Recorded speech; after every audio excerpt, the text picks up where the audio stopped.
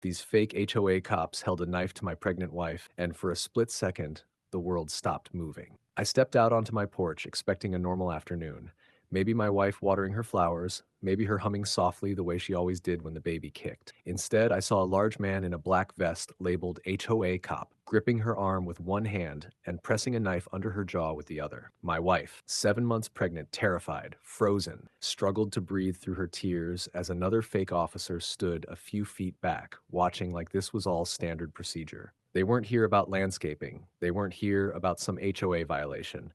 They were here because someone wanted to hurt her. Before he could drag that blade across her skin, I made the decision no husband should ever have to make. Before we dive in, comment which country you're watching from. Let's see how far this story travels. Because to understand how we reached this moment, you need the backstory. My name is Lucas, retired FBI, 20 years spent tracking people who thought they were smarter than the law. When I finally walked away from that life, I wanted one thing: peace, a quiet neighborhood, a fresh start, a place where my wife, Emily, and I could finally build a family we'd waited nearly a decade to begin. Emily is 7 months pregnant, our miracle. After years of trying, years of doctors, years of heartbreak, this baby is everything to us. She glows now in a way I've never seen before: soft, bright, hopeful. Every time I look at her, I'm reminded why we left the old life behind. But someone else didn't see her joy the same way. Karen. Karen, the HOA president, had been struggling to get pregnant for years, her words not anyone else's. And at first I felt sympathy. I understood pain. I understood longing. But sympathy turned into caution the first time she stared at Emily's stomach too long. Compliments turned into backhanded remarks. Pregnancy looks surprisingly good on you. Some women just get lucky, I guess. Try not to stress her too much. Some families lose what they weren't meant to have. At first, Emily brushed it off, but then the HOA letters started. A fine for pregnancy-related yard neglect, a warning because the lawn looked unbalanced, a formal complaint claiming Emily's small maternity banner violated aesthetic harmony. I tried to ignore it until Karen taped a $900 landscaping fine to our door. Then came the real shift. Karen's bitterness turned into obsession. She began watching our house from the sidewalk, staring. She made comments like, "Some people shouldn't flaunt good luck. Some families deserve humble reminders." And then the men started appearing. Two strangers in cheap tactical belts and fake authority. They watched our property, circled it, lingered. Their shirts said HOA cop, but their eyes said something else. I confronted Karen once. "Keep your people off my property." She smiled, a smile I will never forget. "HOA enforcement will handle it," she whispered. And today, they did. I stepped outside and froze as I saw Emily being restrained, a knife trembling against her throat, her belly rising and falling in panicked breaths. The second officer watched silently, hands hovering near his baton. In that moment, I finally understood. This wasn't about a fine. This wasn't about the HOA. This wasn't even about rules. This was about jealousy, and Karen was willing to destroy us to feel whole again. The second that knife dug beneath Emily's jawline, my training snapped awake like a switch being punched. Her eyes were wide, not just terrified, but pleading. 7 months pregnant and shaking, one hand instinctively cradling her stomach, the other trapped in the fake cop's grip. He didn't see me draw. He didn't hear the safety click. He didn't notice the muzzle rising, steady as stone, sights locked onto the center of his head. But Emily did. She saw the gun and gasped, not in fear of me, but in desperate hope. "Let her go," I said, voice low, calm, deadly. The fake cop smirked like he'd been waiting for this moment. His knuckles tightened on the knife. He pressed the blade harder until a thin line of red appeared on her skin. "You put that gun down," he growled, "or I open her throat." He thought he had leverage. He thought her life was a bargaining chip. He forgot who he was dealing with. "I warned Karen," I said. "I told her this would end badly." He opened his mouth to reply. He never got the chance. Bang! The shot cracked through the neighborhood like lightning. His skull snapped backward, the knife falling from his fingers before his body even realized it was dead. He hit the ground like a felled tree, lifeless, unrecognizable. Emily collapsed into my arms with a sob, shaking so violently I thought she might faint. I held her tight, checked the cut on her neck. Shallow, thank God. Then stepped in front of her again, because the second fake HOA cop had bolted. He took one look at his partner's body and sprinted full speed across the yard toward the neighbor's driveway. "Stop!" I shouted. He didn't. He ran harder, head low, pumping his arms, hoping distance would save him. It wouldn't. He turned the corner, and I fired. Bang! He dropped instantly, leg torn open, bone exposed. He screamed, dragging himself across the pavement, leaving a trail of blood behind him. He wasn't dead. That was intentional. He needed to answer for this. Karen needed witnesses, and I needed the truth. "Please," he yelled, trying to crawl away. "I didn't want to hurt her. Karen made us. She made us." I closed the distance, guns still raised. Where is Karen?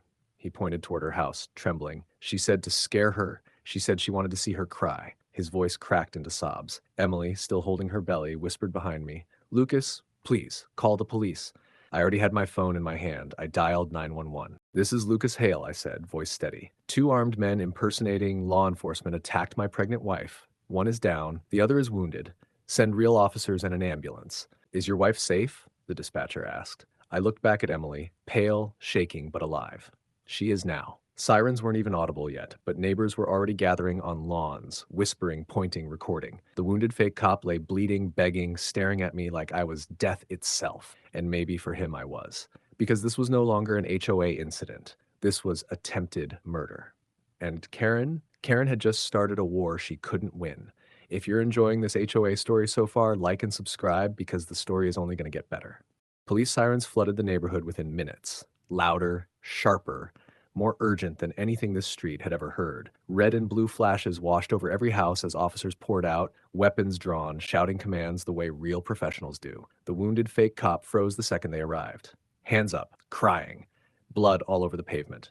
Don't shoot, he screamed. He saved her. Karen made us do it. Two officers tackled and cuffed him while medics clamped down on his shredded leg. He kept babbling as they lifted him onto a stretcher, terrified and desperate to confess before it was too late. Meanwhile, another team approached the body of the man I shot.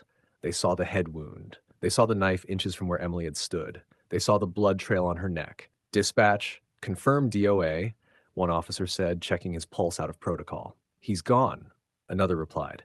Cover him. A white sheet slid over the corpse, its outline sharp and unmistakable. Evidence markers popped up beside the knife, the casing, the blood.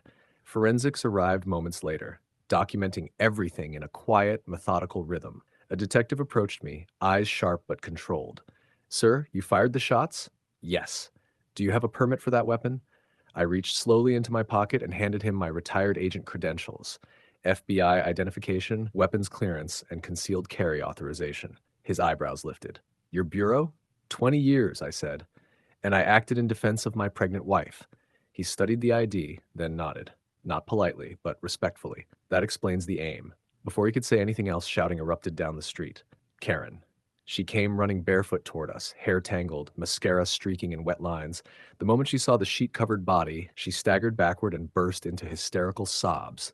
Loud, dramatic, and far too exaggerated to be real. No, you killed him, she wailed. He was enforcing HOA protocol. You murdered an officer. She covered her face like she was heartbroken, but her eyes were dry. A detective raised an eyebrow. Ma'am, you knew this man?